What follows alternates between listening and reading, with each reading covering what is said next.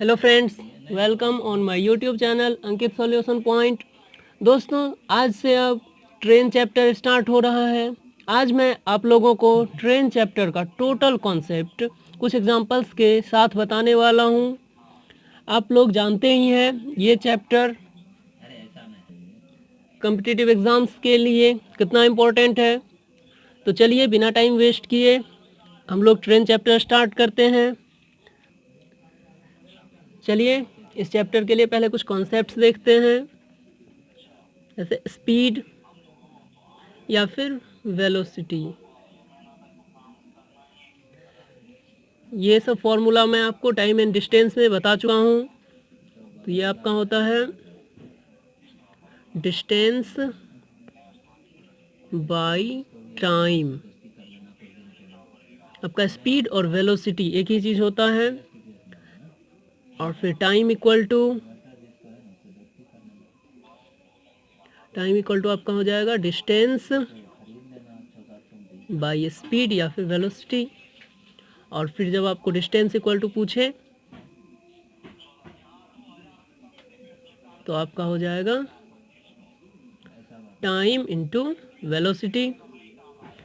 चलिए हम लोग कुछ कन्वर्सन, जैसे मीटर पर सेकेंड को किलोमीटर पर आवर में कैसे चेंज करेंगे उसको पढ़ते हैं। अगर आपको किसी भी प्रॉब्लम में मीटर पर सेकेंड को किलोमीटर पर आवर में चेंज करना हो तो आप उस मीटर पर सेकेंड को 18/5 से मल्टीप्लाई करेंगे। और अगर आपको किलोमीटर पर आवर में दिया हो और बोल रहा हो मीटर पर सेकेंड में चेंज कीजिए तो इसको आप 5/18 से मल्टीप्लाई करेंगे। चलिए कुछ और कॉन्सेप्ट्स देखते हैं। रिलेटिव वेलोसिटी, सापेक्षिक चाल। इसका दो केस है, केस 1 और केस 2। चलिए देखते हैं। यदि दोनों ट्रेन एक ही दिशा में जा रही हो, अगर दोनों का दोनों ट्रेन आपका एक ही दिशा में जा रहा है तो रिलेटिव वेलोसिटी दोनों के चालों के अंतर के बराबर होगा। तो आपका रिलेटिव वेलोसिटी क्या होगा? तो आपका v2 माइनस v1 या फिर v1 माइनस v2। इसमें आपका जो भी बड़ा हो उसमें से छोटे वाले को माइनस कर लेना है, आपको अंतर निकालना है इसमें। और दूसरा देखिए, यदि दोनों ट्रेन एक दूसरे के विपरीत दिशा में जा रही हो, मतलब एक ट्रेन अगर आपका इधर जा रहा है तो दूसरा ट्रेन आपका इधर जा रहा है, एक दूसरे के विपरीत दिशा में जा रही हो, तो रिलेटिव वेलोसिटी दोनों के चालों के योग के बराबर होता है। इसका मतलब इसका रिलेटिव वेलोसिटी क्या होगा? दोनों के चालों का योग कर दीजिए, v1 प्लस v2, और आपका ये रिलेटिव वेलोसिटी का फॉर्मूला हो गया। चलिए नेक्स्ट कॉन्सेप्ट देखते हैं।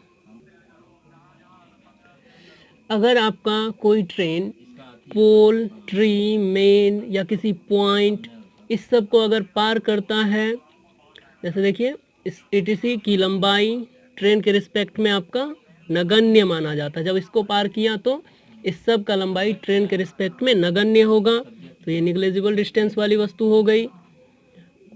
अगर कोई वस्तु, ये आपका पोल है और ट्रेन आपका, अगर ये पोल है आपका, इसको समझ लीजिए आप 10 सेंटीमीटर हो, और अगर ये आपका ट्रेन 100 मीटर का है पूरा ट्रेन, तो 100 मीटर के सामने आपका ये 10 सेंटीमीटर पूरा निग्लेजिबल है।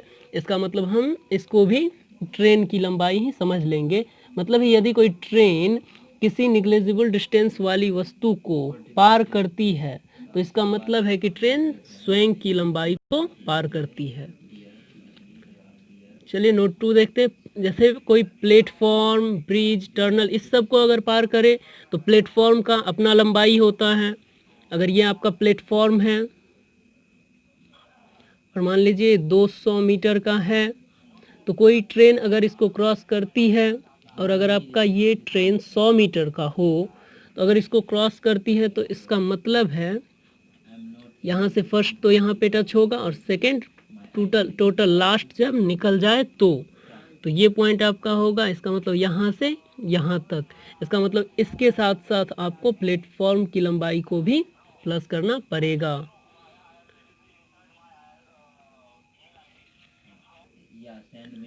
मतलब है अगर आपका ट्रेन किसी निग्लिजिबल डिस्टेंस वाली वस्तु को पार करे तो इसका मतलब है वो ट्रेन खुद की लंबाई को पार किया। और जैसे ही कोई सेल्फ डिस्टेंस वाली वस्तु को पार करेगा, जैसे ये 200 मीटर इसका सेल्फ डिस्टेंस है, तो जब इसको पार करेगा तो इसको पार करने के साथ साथ आपको ट्रेन का भी डिस्टेंस इसमें प्लस करना पड़ेगा।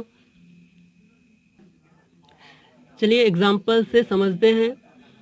एक ट्रेन किसी व्यक्ति को 6 सेकेंड में पार कर लेती है यदि ट्रेन की लंबाई 100 मीटर हो। ट्रेन की लंबाई 100 मीटर हो तो उसकी गति आपको किलोमीटर पर आवर में ज्ञात करना है।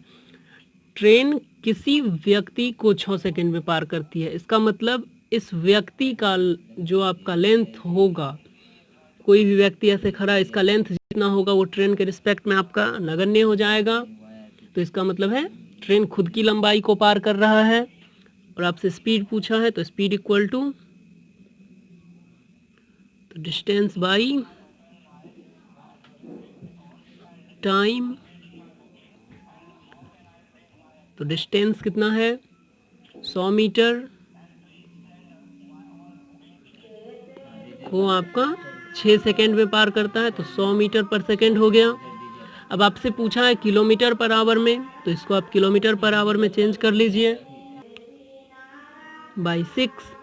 अब ये मीटर पर सेकेंड में है, इसको किलोमीटर पर आवर में चेंज करने के लिए 18/5 से मल्टीप्लाई कीजिए। तो 6 3 जा 18 और 5 से 20, तो ये आपका हो गया 60 किलोमीटर पर आवर। दोस्तों इस क्लास में मैं ट्रेन चैप्टर का बेसिक कॉन्सेप्ट और आपका टोटल फॉर्मूला बता चुका हूँ, जो आपको नेक्स्ट क्लास के लिए इम्पोर्टेंट होगा। तो आप इस सब को अच्छे से रिवाइज कर लीजिए। चलिए मिलते हैं नेक्स्ट वीडियो में। Thanks for watching.